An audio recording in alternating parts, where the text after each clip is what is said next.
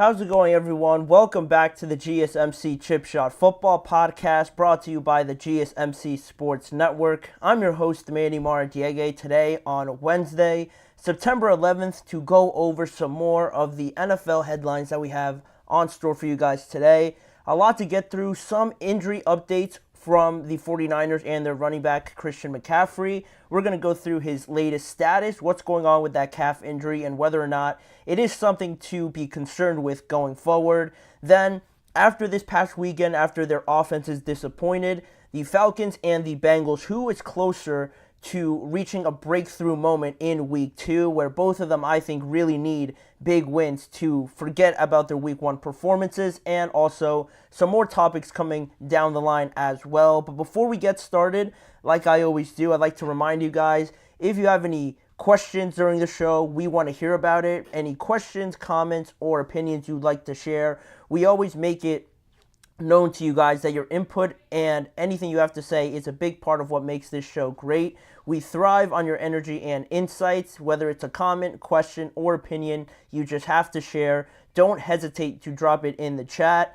Now, if you want to make it absolutely sure that your message stands out and gets featured on the show, there's an easy way to do that. Use the super chat feature. Just click the $ at the bottom of the chat box to send in your super chat. This way, it guarantees that your message gets on the air, and it's also a fantastic way to support our channel. We rely on your support to keep bringing you the sports content you love, and we appreciate every bit of it. So go ahead, let us know what you're thinking, hit the super chat button, and let's keep this show as interactive and as exciting as possible. But if you do prefer the alternative method, we do still have the tip and donations link, gsmcpodcast.net, where you guys are still able to leave a comment or question there if you prefer. We couldn't do this show without your amazing support, and we're always so thankful to have you guys as part of our community. So please remember to use the super chat button with whatever you have to say during today's show. But we are able to move on now to some of the biggest news, I think, leading into Week 2, having to do with the 49ers and arguably their best player, Christian McCaffrey, who didn't play in Week 1. Obviously, you couldn't have noticed if he didn't play in Week 1 with how good Jordan Mason played in that game, almost 150 yards rushing, a touchdown scored, a great debut of sorts for Jordan Mason to kind of take over the lead running back role for Christian McCaffrey. But again, you couldn't have been able to tell if Christian McCaffrey wasn't playing with how good Jordan Mason played. But getting to this injury with Christian McCaffrey, if you weren't aware, he has been dealing with this calf injury all throughout camp. He's been dealing with this as it was reported. It held him out of training camp for a good amount of time. Then, leading up to it, around the time that Brandon Ayuk and Trent Williams sort of returned to practice, Christian McCaffrey was also participating. So, in my mind, I'm thinking, he's going to play. Everybody's good. The 49ers got the band back together. They're all going to play the majority of these games, right? At least to start the year. But about an hour and a half to 2 hours before Monday Night Football began, he was ruled out. But again, didn't really affect the game plan, it seemed, right? With how well Jordan Mason played. But you're thinking, at least I'm thinking, with the calf, it's a little bit give or take. It's a little unpredictable as well, because you think of your calf muscle, you're using it pretty much with anything you do throughout the entire day. So I'm thinking, it's no big deal. It's only Week 1. This is just an over-cautionary measure by the 49ers to just make sure Christian McCaffrey is doing all right, and then it's not going to be anything that carries on. But now, recently, head coach Kyle Shanahan gave more clarity on Christian McCaffrey's status, and he said the following here. He said, it's not just the calf, it's the Achilles, and the Achilles is tendinitis, and that stuff comes and goes, and when it's acting up, it's something you've got to be very careful about. And after that sentiment, he reiterated that Christian McCaffrey told them during the lead-up of the Week 1 preparation for the Jets that if this was a playoff game, he would be able to play. He would have, in essence, sucked it up and just gone out there and played for the 49ers. And that statement there,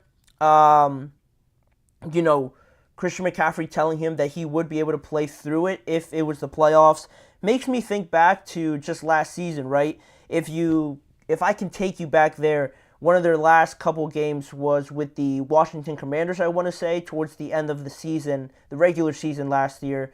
I want to say was the very last game, so it kind of explains how everything worked itself out. But back in that game against the Commanders won that game, and it was a pretty big surprise, but in large part because Christian McCaffrey did not play. That was the beginnings, or somewhat of the beginnings, of this calf problem that still is bothering him to this day. You saw it last year with the Commanders. He went out of that game. He didn't return in that game because of that calf injury. Then they, didn't want to rush him back into that game because they had pretty much everything locked up. They saved them to the playoffs, and he played through it. He played through this lagging, lingering calf injury throughout the playoffs. And even in the Super Bowl as well, I do recall there was some plays where he'd be on the sideline trying to work it out, getting treatment on it, getting some trainers to work on it, keeping it loose and stuff like that. But again, no big deal because Christian McCaffrey's playing. It's the Super Bowl. It's the playoffs. No one's thinking about the calf injury to such a dire extent. But he played through it. Then obviously they don't win the Super Bowl. We go through this offseason and it still seems to be bothering him. And now, in a way, if you're talking about how this has all transitioned, now talking about Achilles tendinitis, for anybody that hears that now, it could be seen as a worsening of this calf injury in a sense to some people, right? Because before, you're not really worried about the Achilles. When you hear calf, you're thinking maybe it's just a strain, maybe it's just a little tight. They don't want to overwork it. But now when you work down to the Achilles a little bit more, now it gets more serious, right?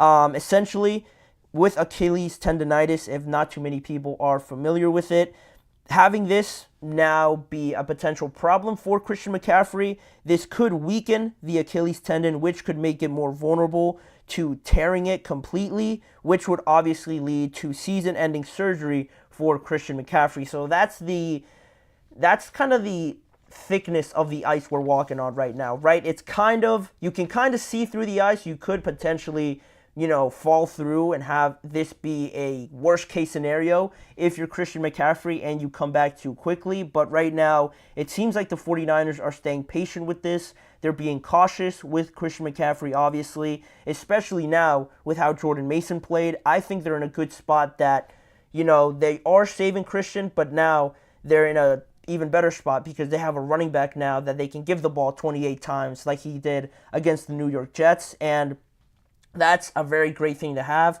And then Kyle Shanahan also mentioned in that statement that he considered Christian McCaffrey as day-to-day right now, but NFL media reported a little bit later on that Christian McCaffrey is considered a long shot to play in Week 2. So, day-to-day, I'm thinking that you're potentially going to play this week. If he's considered a long shot to play, if anything, he's going to be week to week, right? But right now, the 49ers are very fortunate that they have time on their side. That's why my concern level with this injury to Christian McCaffrey isn't too great at this moment because we are only talking about week 1, right? Nothing's going to be determined in the next month or anything like that, not really. Then you have Jordan Mason obviously playing great. Their defense looks very well. I had some questions about it, but they're looking very solid. Talanoa Hufanga is coming back as well. Their safety, and it seems like they're just on track to keep getting better. As good as they played in Week 1,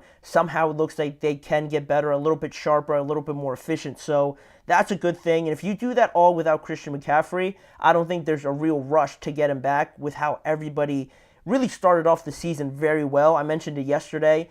They just picked off right where they left off, it seems. It seems nobody was trying to work off any rust or anything like that, which is a great sign.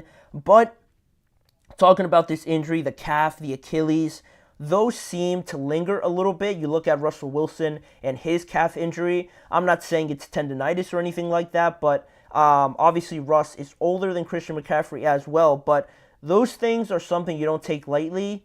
You hear ACL, you hear fractures, sprains, tears, and things like that. When you mention a calf, it might not seem so severe like these other injuries tend to be, but for anyone that's dealt with it, I haven't dealt with it personally, but just from watching it with various players, it's something that can become annoying and something that really is hard to work off if you're not careful with it. So perhaps now with this extended time that Christian McCaffrey has to come back, maybe it changes their approach a little bit when he comes back, right? Because last year it was all just the Christian McCaffrey show, where I think that kind of didn't play out very well for them, didn't benefit them, because now overworking him in a sense last year, you get injuries like this. And now maybe it could just change their approach a little bit going forward with Jordan Mason. Depending on how long Christian McCaffrey's out, he can build up a good run of games, gain some more confidence, and then when Christian McCaffrey is healthy to come back, you kind of have this running back duo, running back by committee, if you will, if you want to call it that. And now it's not all just solely on the shoulders of Christian McCaffrey. You can give him some more rest than he got last year for sure, in that time that he was traded to the 49ers all the way up until the Super Bowl. So right now, my concern level isn't too great, but I just want to see how he looks when he comes back, and hopefully this isn't something that carries on for the rest of the year. But the 49ers are in a good place, not too concerned overly right now with Christian McCaffrey. So we're going to move on to the next segment. After this, like I mentioned, we're going to get into discussing the Falcons and the Cincinnati Bengals and how their offenses mostly disappointed, and we're going to compare both teams and decide which one is closer to looking like the projections that everybody had in their mind when talking about the Falcons with Kirk and all those weapons, and similarly with Joe Burrow coming back, Jamar Chase, and T. Higgins, and all the gang as well over there in Cincinnati. We're going to get to answering that question right after this break. You're listening to the GSMC Chip Shot Football Podcast. I feel like I'm losing my mind. Is everybody in the world blind?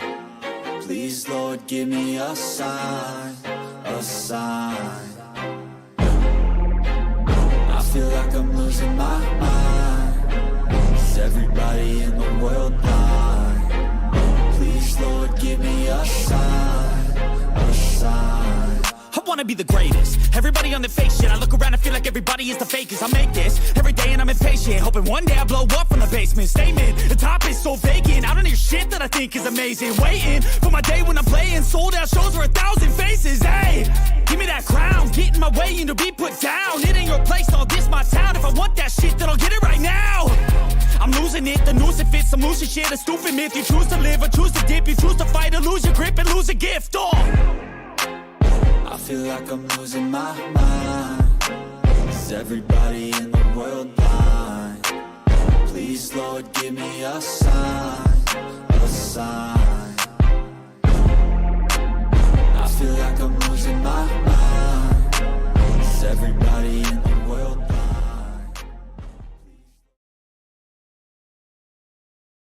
Jumping right back into the action now with the GSMC Chip Shot Football Podcast, we have to discuss what we saw on Sunday from the Atlanta Falcons and the Cincinnati Bengals. I didn't really get a chance to talk about it too much, and most, if not everybody, I think was surprised with what they saw out of these two offenses, especially these two quarterbacks and their performances last Sunday. Kirk and Joe Burrow both lost at home in a very, not like they got blown out or anything like that, but just a disappointing way where, you know, the Patriots only scored 16 points and the Steelers only scored 18 points, and they didn't even score a touchdown. The Patriots scored one touchdown, and then it was just all pretty much field goals. And as much as that, you know, makes your defense look good, I guess, in a way, not allowing a touchdown if you're the Falcons, only giving up one if you're the Bengals, but I think it also just makes these offenses look pretty bad and pretty just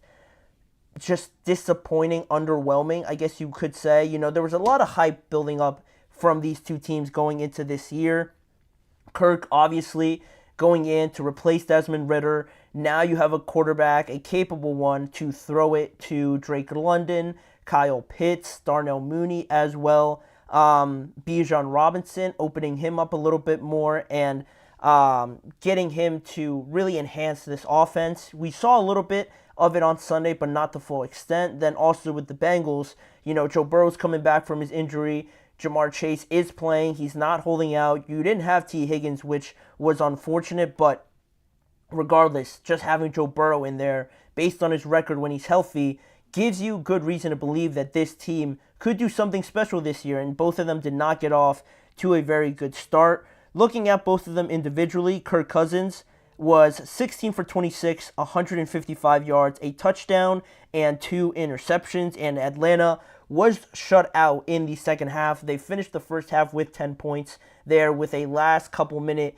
touchdown to Kyle Pitts, but then after that, no points in the second half, where the Steelers continued to kick field goals and they ended up winning the game. Then you look at some of the weapons for this Atlanta Falcons offense. You look at Drake London, only had 2 receptions, I think, for 15 yards, which, that's not what you'd expect out of him with Kirk Cousins in there. Kyle Pitts, similarly, 3 receptions and had the only touchdown in this game, but still only 3 receptions is not what you want to see. It's not the potential that everybody else seems to see with this team. Then moving on to the Bengals and Joe Burrow and how he performed.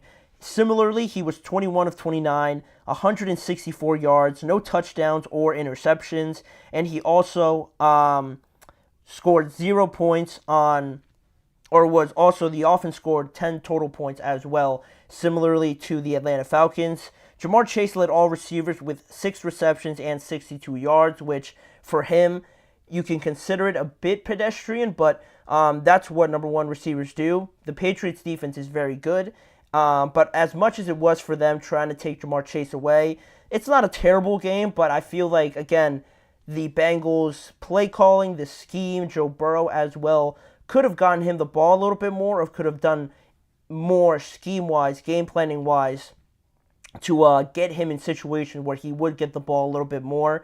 I think it was till the fourth quarter that Ja'Marr didn't catch a pass that was longer than 10 or 15 yards or something like that, which is insane. So that is kind of the overview look at it, not only concerning results, but health-wise, both of these quarterbacks, Kirk and Joe Burrow, seem to have moments in these games where you look at them and there were just moments where you look at them and think, are they healthy? Are they, flexing a part of their body where they're trying to get it to feel a little bit looser, a little bit more comfortable? And speaking of that, getting more into the Atlanta Falcons and Kirk Cousins and what I mean by this, right?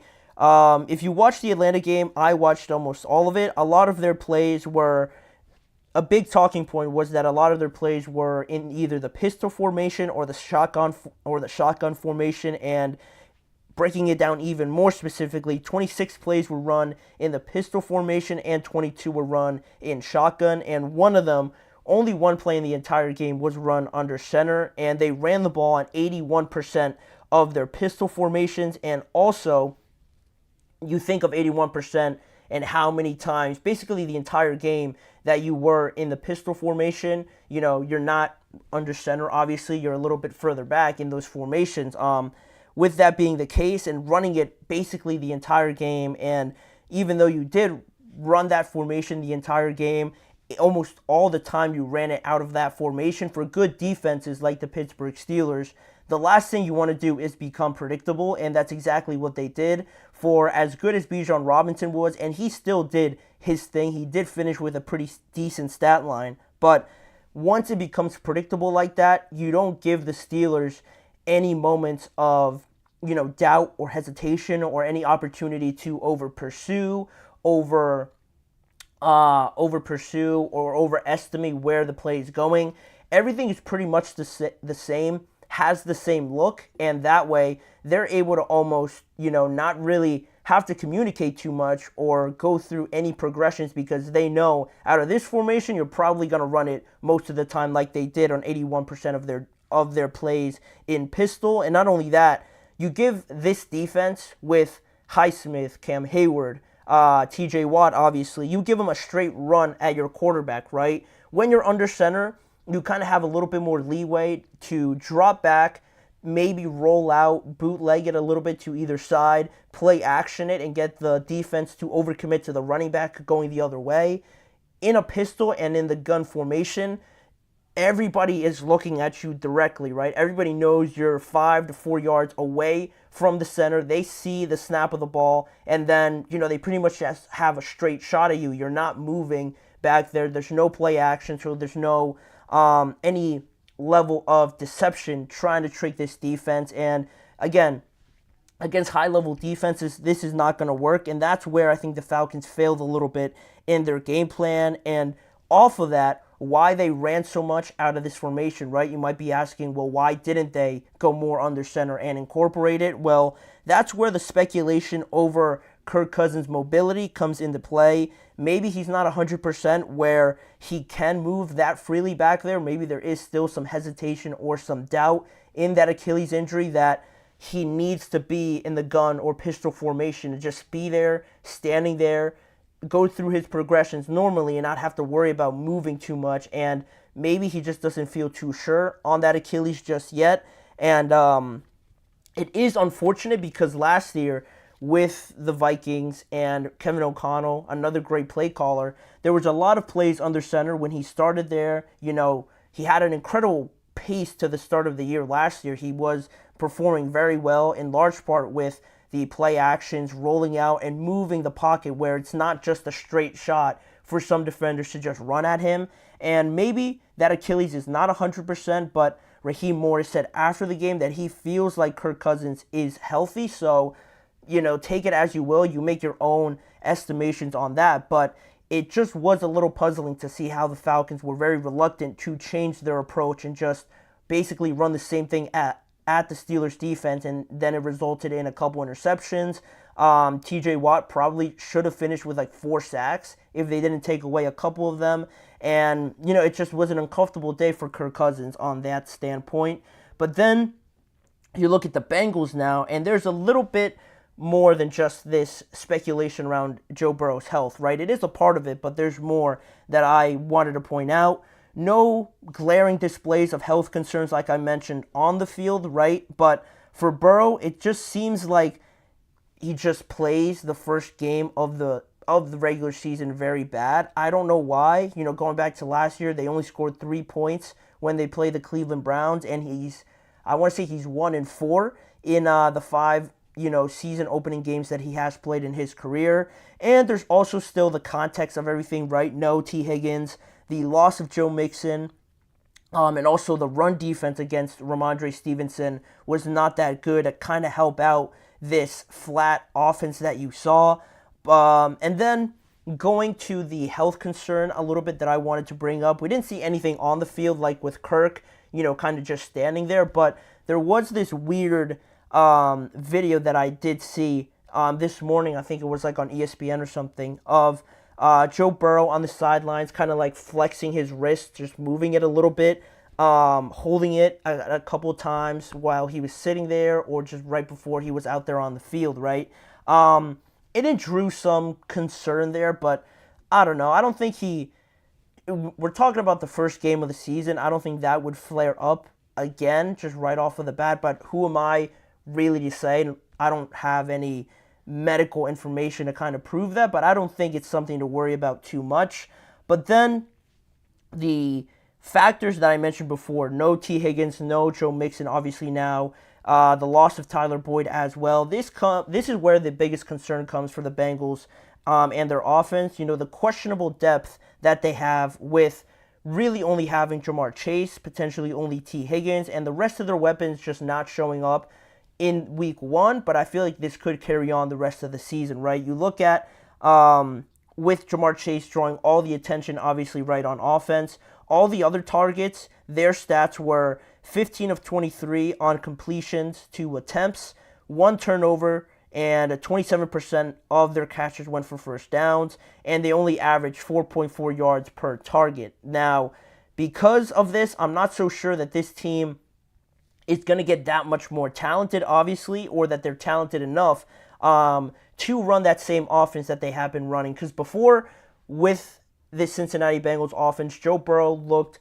untouchable. He looked fantastic back there when they would spread teams out. You have Tyler Boyd, T. Higgins, and Jamar Chase.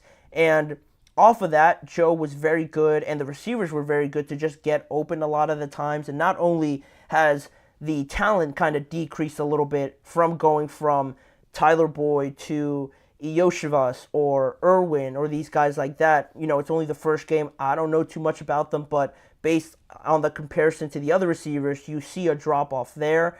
And why it worked so well before was because those guys were talented enough to get open on their own. And also, with spreading so many people out, Joe Mixon was a good enough running back to take advantage of all of that space now. You couldn't really load the box up against Joe Mixon because you had so many targets everywhere. And now all of that, pretty much all of it is almost gone, right? You don't really have a running back to threaten good defenses like the Patriots. The weapons on the outside with T. Higgins not being there in week 1, everybody's trying to cover Jamar Chase and blanket him to not affect the game. And now you have to depend on other guys that, yes, we are still early in this season. Joe Burrow is still trying to figure out who he can trust, but I feel like it's not going to get that much better for the Bengals to continue to run this same offense. I just feel like they're not talented enough anymore to run Joe Burrow just back there out of the shotgun, just sit there and pick apart teams and then have a good running game to base it off of, especially on the other side where the run defense didn't look too well. And that way, they're not complementing each other anymore. And that defense doesn't have that cushion to know that the offense can score at least 21 points per game because they were talented enough. And that's where my concerns lie with the Cincinnati Bengals. I just feel like they don't have the personnel anymore to be so dominant in such a, I want to use the word basic lightly because it's anything but basic, right, in football, but it looks more basic than other schemes that you see. There's a lot of motion, a lot of deception, a lot of, cutbacks, pin down blocks and things like that, rub routes and all these things that affect defenses to keep them on their toes. It's very basic and simple, it seems, with the Bengals, and I feel like the personnel does not suit that style anymore. And now, which team do I feel more confident in to kind of break through and show us something from the offensive side of the ball?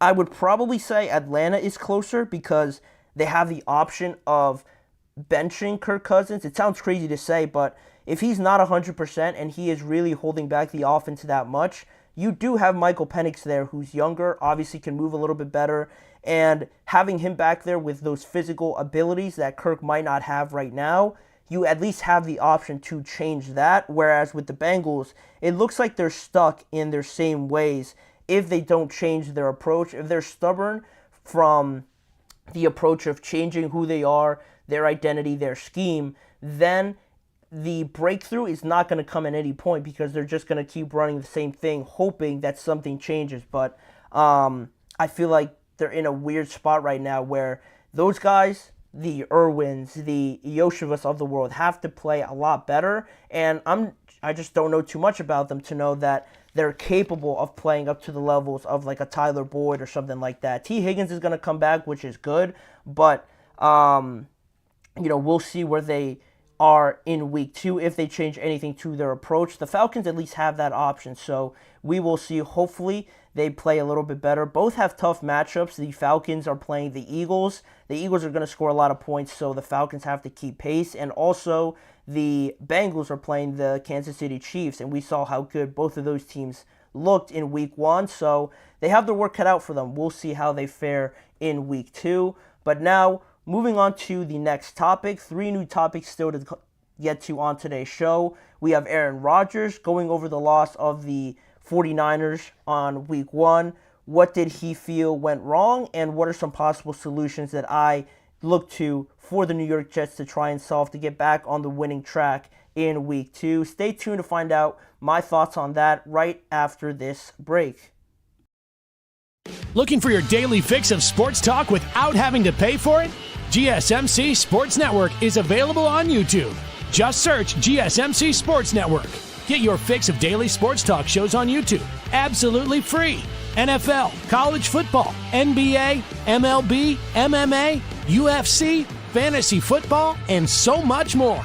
GSMC Sports Network has shows running all day long, with new sports shows starting every 2 hours. Just like on your favorite cable sports channel, except GSMC Sports Network is absolutely free. Just search GSMC Sports Network on YouTube to catch one of your new favorite shows, like the GSMC College Football Podcast. Chip Shot Football Podcast, Hoops and Heels Women's Sports Podcast, GSMC Basketball Podcast, and so many more. Check it out for yourself. GSMC Sports Network, now available on YouTube absolutely free. Search GSMC Sports Network on YouTube right now.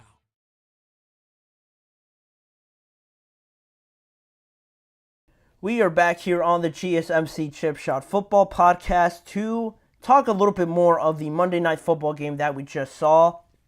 And going over, we talked about the basics about the Jets' loss to the San Francisco 49ers back on Monday. But now we can look into it a little bit more. What is the biggest concern that the Jets have to try and figure out here going forward? Where, my overall thought from the game on Monday was that, the scoreline looked a little bit bad. It looked like the 49ers dominated, and they did in a sense with the running game and the time of possession, but I felt like the Jets didn't look like a team that had no idea what they were doing or anything like that. It looked like they had good players, right? They had the ability of putting some drives together. Their defense is obviously stacked, and I feel like they're going to figure some things out, and what that is, we're going to get into it in this segment, but looking back on it, I feel like, again, people expected this game to be closer, especially with Rodgers coming off of an injury-riddled year. He finished 13 of 21 for 167 yards and 1 touchdown and an interception. And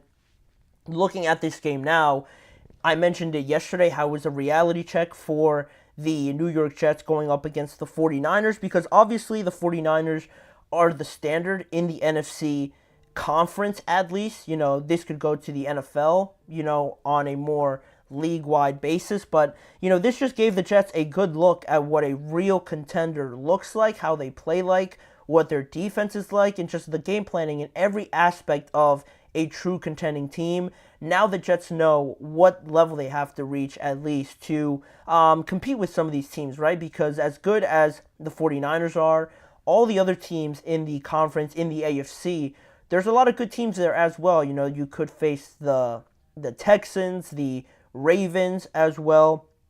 The Dolphins are still there, obviously, in the division. The Bengals didn't look awful. They still could get better. It was only 1 week. As much as I am concerned about their offense, they do still have good players. Overall, the Colts didn't look too bad also in that game. So there are a lot of good teams that the Jets have to play eventually. So knowing what level they have to reach, I think will serve them well. And after the loss, Aaron Rodgers talked about it a little bit more on what he felt this team had to work itself through to kind of get to that level, and what he saw went wrong in this game against the San Francisco 49ers, to which he said there were moments that felt really good but not sustained. We felt like if we could just get a first down, we'd be rolling. We had those 3 and outs, which really hurt us. I think a lot of stuff is correctable, which is great for coaches, but frustrating for players. We know how close we were /are, but there's no time. For that. But there is time for that. For that last part. And that's really kind of the same sentiment I share with Aaron Rodgers and what he's talking about. They do have the benefit of having time on their side, but also, he mentioned that a lot of stuff is correctable, and those 3 and outs is also something that I wanted to point out. He just said, if we could just get a first down, we'd be rolling. We had those 3 and outs that really hurt us, and you look at some of the stats from this game to kind of support that sentiment. You look at Rodgers and the offense only mustered 266 total yards on offense, which you look at just that and it might not seem too bad, but the 49ers, in comparison in their offense, they totaled over 400 total yards of offense without Christian McCaffrey, so missing their best player, still almost doubling your yards in that entire game says a lot about the difference in where each offense is at this point in time.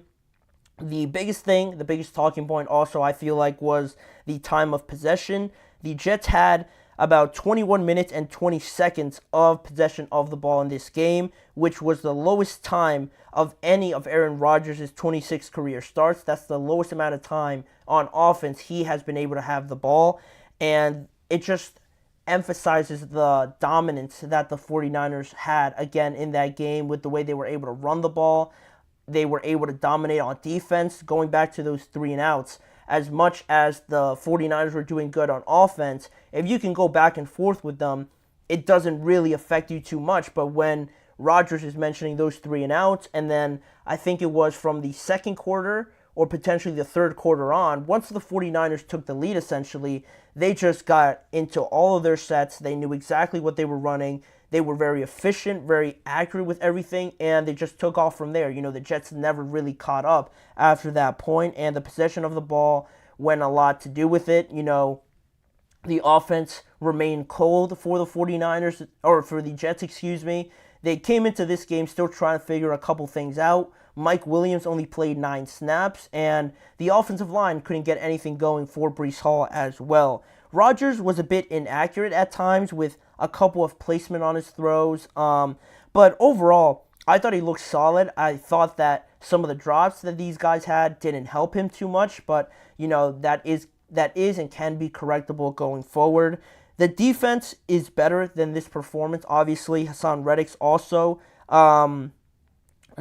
case for an extension also goes up after this with how vulnerable the Jets defense looks, not really getting any pass rush to Brock Purdy, which helped their efficiency. He didn't throw off any timing or anything. Brock sat back there most of the game and was pretty comfortable, it seemed, trying to pick off this Jets defense. And they have great players, right, with Quinnen, Quincy Williams, Sauce Gardner, obviously, but every good team like this, at least to this level, needs a pass rush. And Jermaine Johnson is a good player, but you still need, I think, somebody else on the edge to give you that other presence. And, you're going up against Trent Williams as well. So if you don't have one of the premier guys to kind of give him something there to worry about, it's going to be a long day. And that's exactly what it was for the Jets in this game. But I do expect them to get better. They have enough players to perform better than this, and they play some weaker teams, I guess you could say, to kind of ease it up a little bit and kind of gain some confidence back as well. But to me, the biggest issue is a combination of a few different things with this team, right?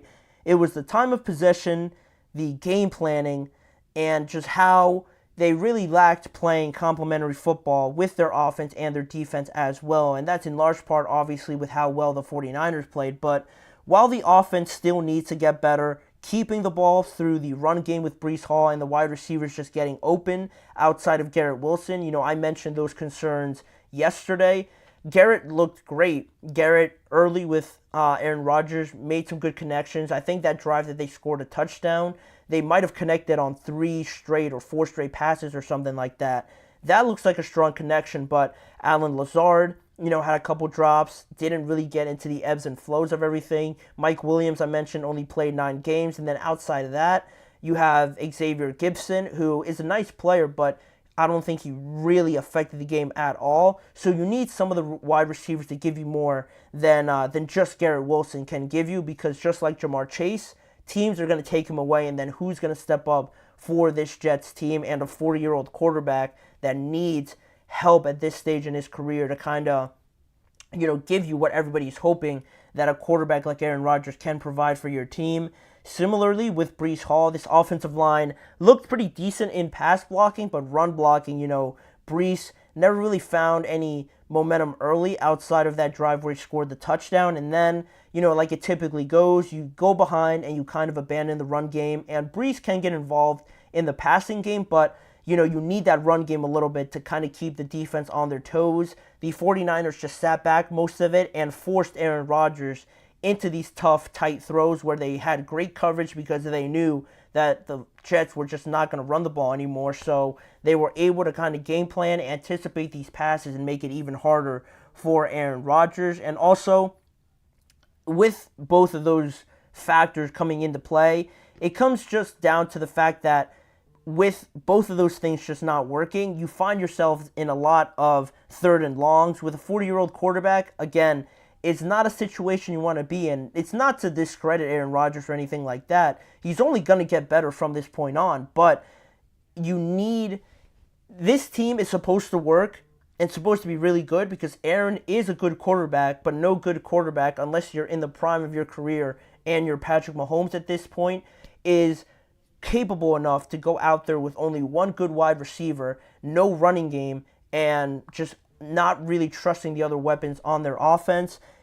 This is supposed to work because Rodgers, coming into this team, they were able to address the wide receiver 2 position. They had more protection on that offensive line. The defense as well, going back to that complementary factor, was good enough to stop opposing offenses to give these guys a chance. But none of that was really in display, and that's where you get this lackluster performance from Rodgers and the New York Jets as a whole. You don't want to be in 3rd and longs the entire game because it's not going to be efficient. It's not going to be progressive in matchups against the 49ers or the Dolphins or these teams that can score and can really run up the score on you. And if your defense isn't stopping anyone, then I don't think this offense right now is comfortable enough with each other to go toe-to-toe with some of these offenses. The defense, again, needs to be complementary with this offense as well. They need to be better. I believe they will be better.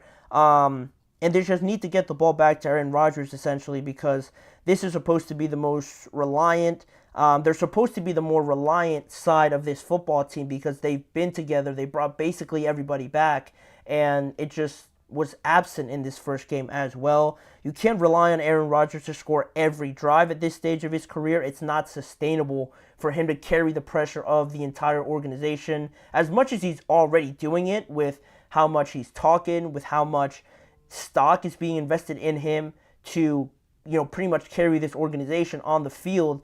Somebody has to step up aside of him, Garrett Wilson, and Breece Hall. The defense, again, needs to step up, and at least until they're fully acclimated, right? This offense isn't truly there all of yet, but right now it was a good point to see, all right, we have to work on this. The defense needs to get better. Who's going to step up outside of Garrett Wilson? Now you have your goals, right? Your marking points, your check marks or whatnot. Now you know what you need to work on, and the season's a long one. Obviously, they have a tough schedule coming up in terms of traveling and things like that, but they do face, I think, the Titans, and then maybe the other teams are escaping my mind. I think they play the Titans and some other teams coming up, so it's not too difficult. I know they have the Patriots in there as well, so the competition isn't going to be to the level of the 49ers, so that's better. It gives them a better opportunity to work some things out and kind of gain some confidence going forward, but at least now they know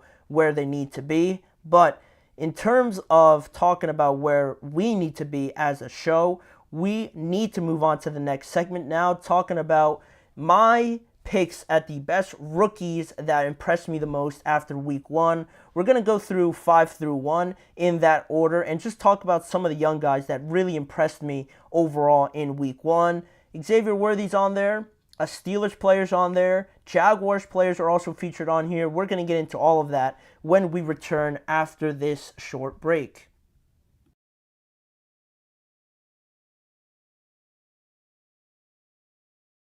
For the best and latest podcasts available anywhere, go to the podcast app on your cell phone and type in GSMC to access free content-rich podcasts on health and wellness, book reviews, sports, entertainment, relationships, social media, movies, technology, finance, and even weird news. Subscribe and download the GSMC Podcast Network's family of shows, available everywhere podcasts are found.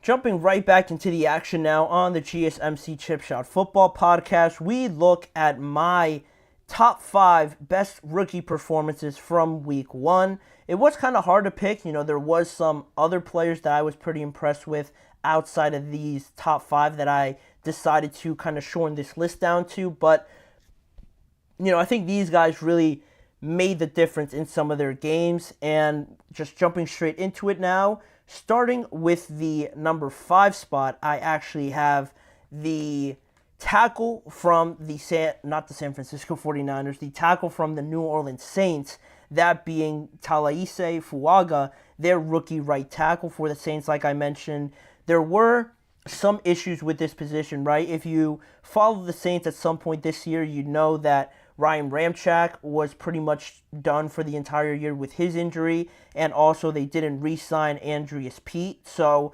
tackle was certainly a position of need for this squad, and they went out, they drafted Talise Fuaga out of Oregon State at pick number 14, and he already looks like he has come in to save the New Orleans Saints at this spot. On Sunday, they did play the Carolina Panthers, which is the biggest point that I have to take away from Fuaga, because the Panthers, they're not the toughest of competitions, right? So they kind of deducted some points for him, but nevertheless, it was still impressive because he led all rookies with a 94% pass block win rate. And what's even more impressive was that he is making the transition from right tackle at Oregon State to now playing left tackle in New Orleans. He's never started a game for Oregon State, I should say, at left tackle in all his time there. So now making the switch from one side to the other, it might seem simple, but if you ask any tackle, it's extremely difficult with just how you use your hands, your feet movement, and just everything that goes with it. It's like writing with your other hand, essentially. And, making that transition and playing very well off of that, just right off of the bat in his first start. I had to throw him in here, but also it couldn't be higher than 5 because, the Panthers, they were one of the worst teams in week 1. So, impressive, but, the Panthers, not the toughest of competitions for Talise Fuaga in his first game. Then moving on to number 4, I have the Steelers player that I mentioned. I had to throw him in here to give some love to already Fuaga as an offensive lineman, but to continue that trend and talk about the Steelers' rookie center coming in from West Virginia and starting right off of the bat. An injury to Nate Herbig in the preseason had Pittsburgh have to start their rookie center with 2 new quarterbacks as well is not really a recipe that you want to see for any team. You already have new tendencies with whichever quarterback is going to play, and for a rookie especially, to be comfortable with 2 new quarterbacks coming in and to learn the entire offense as well, call out plays, protections and whatnot, and things like that come with being a center. It's a lot. It's a lot on the plate of Zach Frazier coming in right away, but I thought he did a very good job of handling everything in the first game.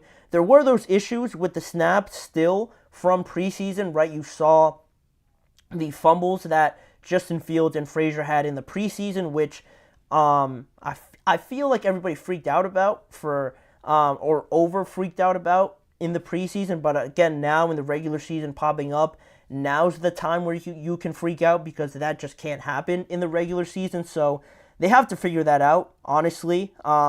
It can happen in the first week, but if it's a continual thing, it's not something that Mike Tomlin is going to be too happy about, like most or every coach would be. So that's something that was really the only negative that I saw, because against Atlanta, Zach Frazier didn't allow a single pressure, a single hit, or a single hurry in any of his dropbacks. The amount of pancakes that I saw out of Zach Frazier was really impressive, and like Talise Fuaga and kind of incorporating the level of opponent that he was going up against, I considered that with Zach Frazier. He looked good, not only moving around and being pretty athletic at the center position, but also going up against Grady Jarrett is not an easy task by any means. He was a guy, or is a guy still, obviously, considered one of the better defensive tackles in the NFL, one of the best players on the Falcons defense overall. He got a sack in that game from the edge, not really going through Zach Frazier. So he did very well against Grady Jarrett, and that's why I had to put Zach Frazier just above Fuaga. He did a great job in his first game, and now I feel like he's only going to get better, like most rookies do. That first impression is always important, and Zach Frazier and Fuaga both passed the test on the offensive line.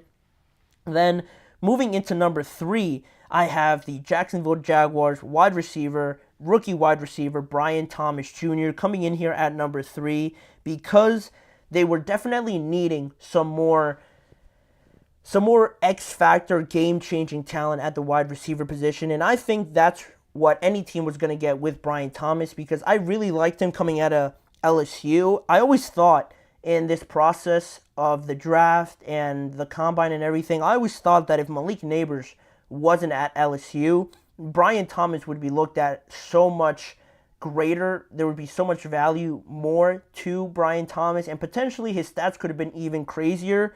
I say that, but he still recorded 17 touchdowns in that last year at LSU, so there was that potential there. I just feel like it was a little bit overlooked with everybody gushing over Malik Nabers. Not to take anything away from him because he's that good, but, Brian Thomas is right there, very capable of being any team's number one, and I think we saw a little glimpse of that here against the Miami Dolphins. They didn't end up winning the game, but Brian Thomas in this game, he led all wide receivers with 4 receptions, 4 targets, and 47 yards, and a touchdown also for the Jacksonville Jaguars.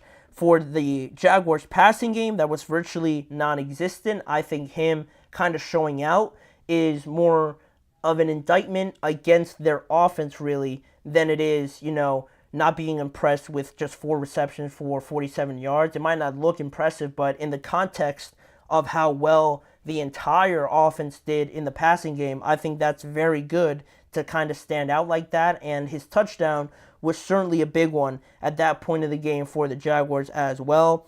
And I think just having Brian Thomas in here at number 3, I was really thinking about him showing his potential already to be their number 1 receiver. I think he has the full package, the route running, the hands, the contested catches, everything, the separation and everything like that.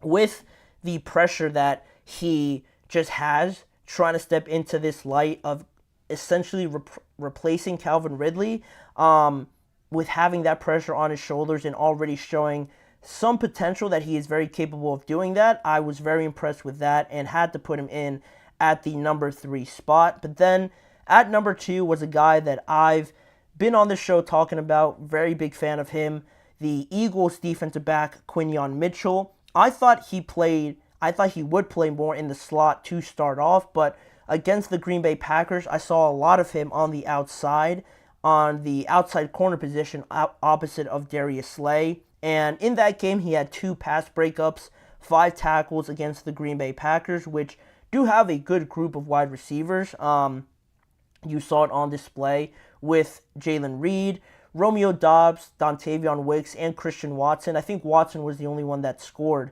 if my memory serves me right. But there was just a lot of drops, and they weren't on their best day, which I guess helped out the Eagles secondary a little bit more. But Quinyon Mitchell got himself in great spots. I thought he had great coverage on all those times he was left one-on-one against Christian Watson down the field on a couple times. He was right there, always in the back pocket, always attached at the hip of these wide receivers. And I liked his aggressive demeanor and his, you could call it cockiness, his arrogance, but I think you need that as a corner.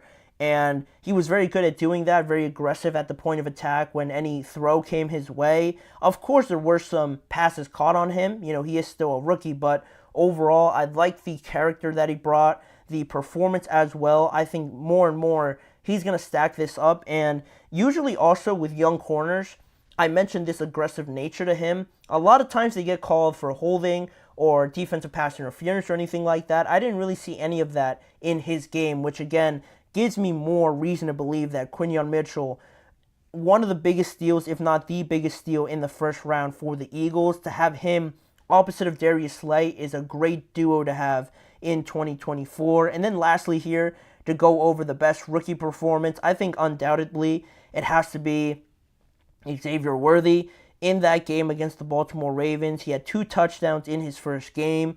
You saw right away, as soon as he touched the ball, jet sweep, he sees a hole. You see the hole where in most cases any guy would probably be touched. He might have to break a tackle. He flew through that hole so fast that nobody came close to even touching him or even coming close to touching him. That's the speed on display, the combine record speed that he had. Also, just the threat that he brings, obviously with that speed, you have to be aware where he is at all times, and adding him with Marquise Brown and Rashee Rice, who looked outstanding in this game. I think having a rookie like this already show you close to his full skill set, close to his full potential in his first game, not really struggling with anything that greatly. I think he really impressed me the most, even though he might not have gotten the most targets or anything like that.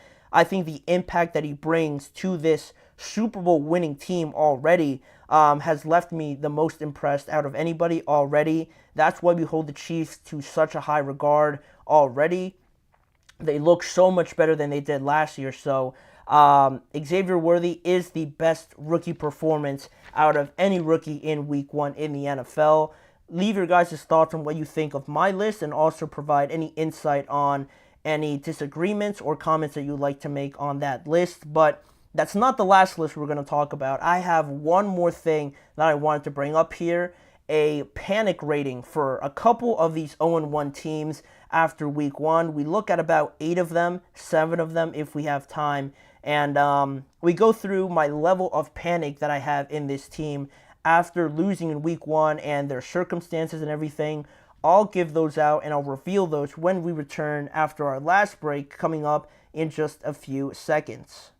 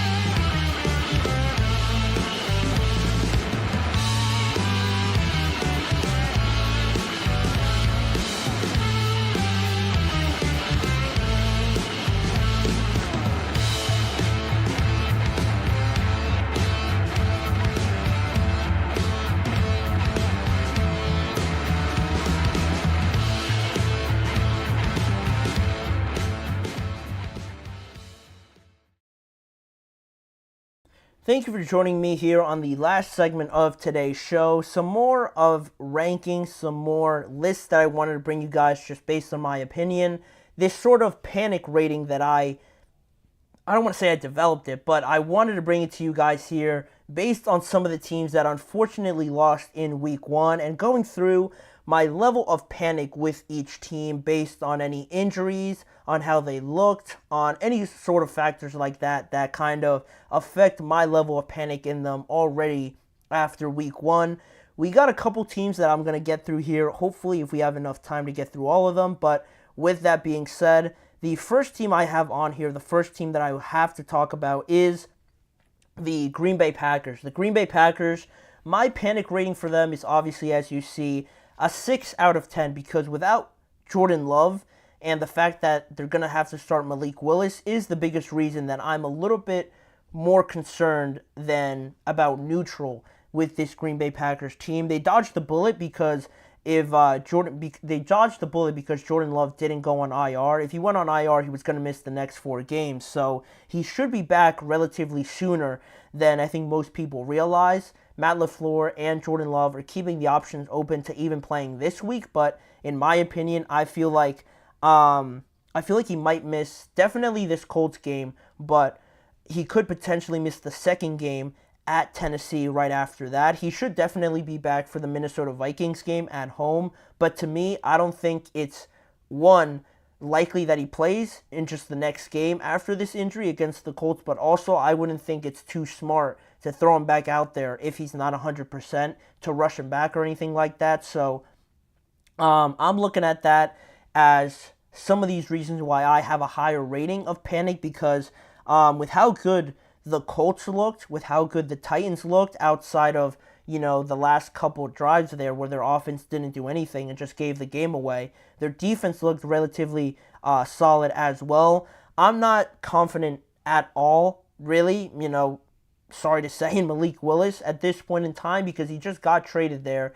And in Tennessee, he didn't show the greatest tape on film also. So they've already started 0-1. And if Jordan Love misses the next 2 games, they could have a chance at starting 0-3. In that division, with the Bears, who are 1-0 right now, and the Lions, who I don't think are going to lose many games at all, it's going to be hard to keep pace with those teams if you start 0-3 or even 0-2. I think 0-2 is manageable, definitely, but 0-3 becomes very hard. So that's why my panic is a little bit higher for the Packers. Then, moving on to our next team, a little bit lower in the Falcons, who we just talked about in an entire segment before. It's just, again, stems from Kirk Cousins, the offense, and how it looked. With Kirk Cousins in there, how does his health look? His level of mobility? Is that just going to get better as we go through the weeks? Or is this something that is not going to improve and we're going to see the same result, the same offense there week to week to week? That's something that this Falcons team, again, can't have. You just got to know if Kirk is 100% healthy or not. You can't continue this way to be so vanilla and so predictable on offense. This team is too talented. They have too many good players to be anything but predictable. So that's where I stand on them. They have also the easiest schedule in the NFL and the easiest division, in my opinion, as well. They could switch to Michael Penix as well, too, because, like I mentioned before, they at least have that option to give Kirk Cousins some time on the bench if he's not 100% yet. But then you kind of have a situation like the Steelers do right now. So that's a whole different discussion if we even get to that. But again, the next games are concerning. If this offense looks anything close to what they did in week 1, I think week 1 was the gimme game to a lot of people for this Falcons team, underestimating the Steelers at home with Kirk Cousins. They weren't expecting this team to put up 10 points, and now they have to go to Philadelphia, which, say what you want about their defense, going to Philadelphia and their offense looking as good as it did, you're going to have to score points. 10 points is not even going to come close on the road as well. You could start 0-2, and then you have to host the Kansas City Chiefs, who just put up a good amount of points on the Ravens and are probably one of the 2 best teams in the NFL. This Falcons team is threatening of starting 0-3 if this offense doesn't play closer to the level that we all believe that they can with how many good players they do have. So that's where, similarly to the Packers, that's where they're teetering right now at this point in time.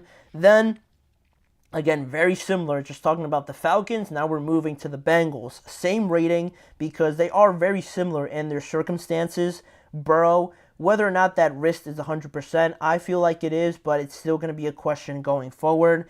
Their offensive identity, are they willing to adapt and evolve to the players that they have, not sort of try to fit a square peg in a round hole, if that makes sense, right? You don't have the Tyler Boyds, you don't have the Joe Mixons of the world anymore to still run the exact same offense because Iosivas, Irwin can't give you that option of providing you that open option each and every time. You're going to have to look to T. Higgins and Jamar Chase a lot more, and that way you almost become predictable in a way by knowing, having opposing defenses know that you're going to go to these 2 guys, and if the running game with Zach Moss and Chase Brown isn't working, you become one-dimensional, making it even easier for great defenses. So that's my worry with them. It's about 50%, I guess you could say, just because Joe Burrow is one of the best quarterbacks. Jamar Chase and their connection is very well, and also they are in one of the toughest divisions, but they have the easiest schedule out of all 4 teams, so that should help them kind of gain back some confidence. And the biggest thing, again, is the run game. Not being able to change their scheme is something that I believe could derail them if they're stubborn enough to not change it. But moving on to quickly the next 2 teams, because I think we kind of know where we stand with them. 9 out of 10 for the Giants. I think, with Daniel Jones, as long as you have him in there, I don't think you're going to win many games. They're gonna win 1, right? They're not going to go winless. That's nearly impossible to do, but they have good players on this team to go winless. It's not realistic, but you're not going to win many games with Daniel Jones in there. The aura, the attitude, the just everything about the Giants right now seems to be down and negative with the interviews you see after the game, with the gameplay on the field, the body language and everything. That needs to change. I said it yesterday that it's not too early to bench Daniel Jones already. I don't care what kind of contract he has. You have to do something to change it, or else you're just going to conform to the idea that you're just going to be a 3-win, 2-win team or something like that. So my level of panic right now is pretty much at the max level for the Giants. And similarly, the Carolina Panthers are the next team. Same thing, right? The two worst teams from week 1. My concern with them is the poor displays on both sides, the lack of development, I guess we could say, from Bryce Young, looking as shaky, as poor as he did last year, with some better players coming in, but still they somehow look like the Panthers from last year is a concern. The injury to Derek Brown on the defensive side of the ball is huge. That defense just gave up 50 points basically, and now you lose your best player. I can't foresee that getting any better. And just also the future of this team, right? Because if it does go very bad, like it looks like it could, I don't want Bryce Young to have to go through another head coach, learn a whole new system, because now we're 3 years in, going after next year with potentially another head coach into year 4 where you lack that consistency, and it makes Bryce Young look bad. And they used up a first-round pick on him, obviously. So they're right there in terms of maximum level of panic with the Carolina Panthers. Then the Las Vegas Raiders is another team I wanted to bring up on here as well. They, the quarterback, Gardner Minshew, I don't think played terribly bad. The stats would suggest he did all right, but, there were some moments where, the running game didn't really help out this team too much. He got the ball to Devontae Adams, to Brock Bowers, which was a good sign, but, the lack of different dynamic aspects that this offense brings with Zamir White, I was expecting to see more out of him, but again, that fell flat. The lack of, I guess, just deception and creativity that this offense has is something to concern me. They have the 8th hardest schedule in the NFL, which isn't doing them any favors.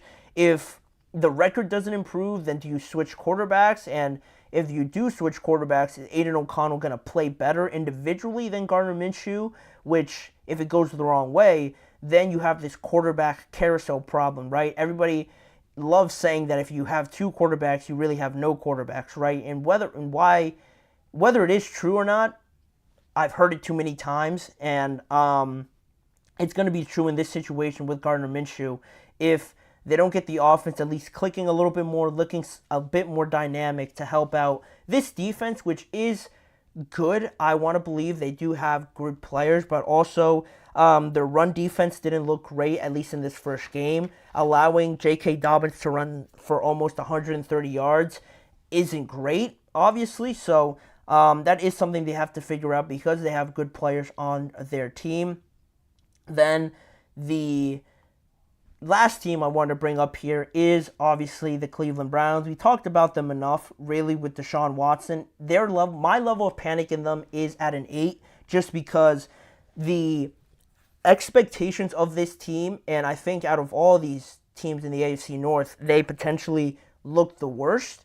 And they have one of the best rosters. And it's weird to put them in this conversation as potentially being the worst team, because that's a huge drop in expectations to reality when it does set in, right? They're considered to be one of the best defenses in the NFL. They have good receivers, a good running back with Nick Chubb when he comes back, right? But you have the potential of not being good just because your quarterback isn't playing well. How that would be such a huge disappointment with how good this overall roster is. Also, you'd throw in there the contract, obviously has been talked about enough.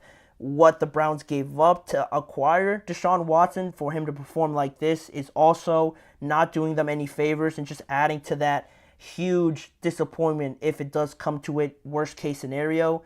Watson obviously not playing very well right now, and I don't want to get into it because, one, we're at the end of the show, but also you have this new sexual assault lawsuit that allegedly not allegedly, that is being filed against Deshaun Watson for some things that he did in 2020. I'm not going to mention them, but you can go read that up on your own time. Sexual assault and battery is the lawsuit from 2020. Now this pops up, and anytime things like this pop up, it becomes very ugly off the field, and then it becomes a distraction on the field, and that's the last thing Deshaun needs at this point in time. And, it's just a very bad situation, not unnecessary, but just very ugly situation now for the Browns with all these things popping up now. It's not in a good place. That's why my level of panic in them is an 8 out of 10, and that's the team we're going to end off with on my panic ratings for Week 1. We're only talking about 0-1, which doesn't seem too bad, but the circumstances surrounding these teams and the bad trends that could develop are something that I wanted to dig into a little bit more with these teams. But like I said, that is going to do it for today's episode of the GSMC Chip Shot Football Podcast. Thank you guys for joining me. Please remember to like, follow, and subscribe to the show, as well as following the network on all forms of social media and checking out more content around this show on the GSMC Podcast Network channel and the GSMC Sports Network channel on YouTube for a variety of different ways for news around the NFL with me, Manny Maradiaga, as your host. Lastly, also, check out each live episode every weekday at 6:30 p.m. Eastern Time. Thank you guys for joining me on today's show. I'll see you guys all back here again with me tomorrow.